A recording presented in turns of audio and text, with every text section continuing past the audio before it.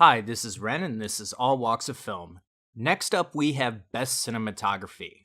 A cinematographer is the primary person responsible for the overall look of the film. Oftentimes, this award is given to cinematographers that really go out there. Dolly shots, crane shots, etc. Lately, it seems to correlate with either a gimmick or relying heavily on pre or post production, usually CGI. If there's any indication of this, it's Hugo winning over Tree of Life in 2012. That being said, Emmanuel Lubezki would go on to win 3 years in a row, and is widely considered to be one of the best cinematographers working today. I think many cinematographers were relieved that he wasn't nominated for Last Days in the Desert or Night of Cups this year. The films nominated are Arrival, La La Land, Lion, Moonlight, and Silence. Arrival is visually compelling, despite having the smallest number of sets among the nominees listed. The aerial shots were very well composed, but perhaps the most impressive was making the hectopod's monolith-esque spaceships look real.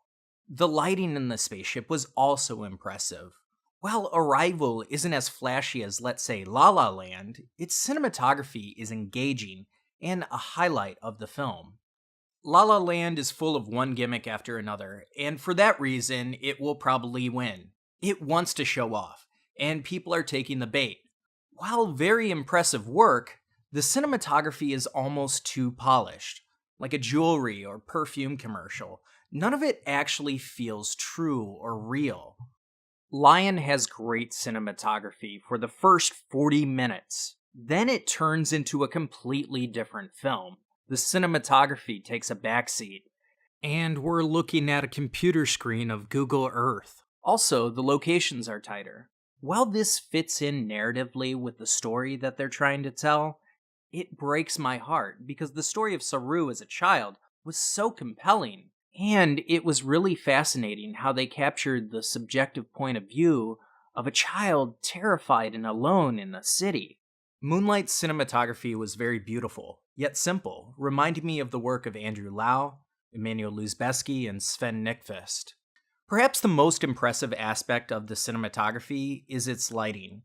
Lighting for people with darker complexions can often be challenging, and this film manages to capture details in the character's skin using high contrast color grading with high saturation. Every color in this film pops, and the skin tones are no exception. However, speaking from a technical standpoint, oftentimes color grading is its own beast to tackle. But alas, the cinematographer takes that credit as well. Moonlight also had spectacular lighting at night, something that is often avoided with actors of darker complexion. I was really glad to see Silence get nominated for something, since it was my second favorite film of the award season. However, it's kind of hard for this one since it was released to critics in November and got a limited release in January. Yes, that's right, a Scorsese film got a limited release. Silence's cinematography is gorgeous, and unlike most Scorsese films, it really doesn't draw attention to itself. The visual style is very similar to Kenji Mitsugishi's Ugetsu, which was a primary inspiration for Scorsese. It's quiet, unobtrusive, and haunting. Overall, I think La La Land is a clear winner, because it has a lot to show off, and boy does it. While not as visually innovative as previous nominations, the camera work and lighting is admirable. While I personally would prefer Moonlight or Arrival to win, I'm pretty sure this one is going to La La Land.